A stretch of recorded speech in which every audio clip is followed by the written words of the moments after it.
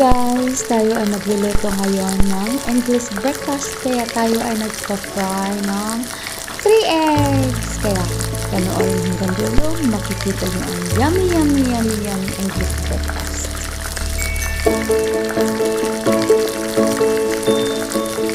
Ayan na siya guys, i-try natin yung egg. Tingnan nyo, ulitin natin, hiwain natin. Tingnan nyo guys, look, parang half cook siya pero luto siya. Napakasarap talaga. Kaya yan din yung ginawa ko sa ibang plates na pero yung iba nilagyan ko ng rosemary at saka ibang mga herbs para mas masarap at mabango kung i-serve natin ito.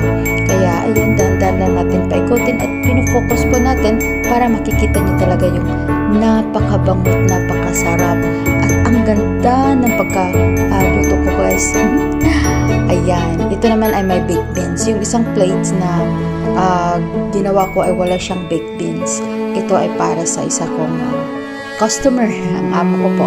Ayan, napakasarap po nito. Yung pagluluto natin, hindi lang po natin gawin ito para magluluto lang po tayo. Kailangan din po natin lagyan ng konting magandang decoration at magandang pagkalagay. Ayan, mainit pa po yung kawali. Kaya doble ingat.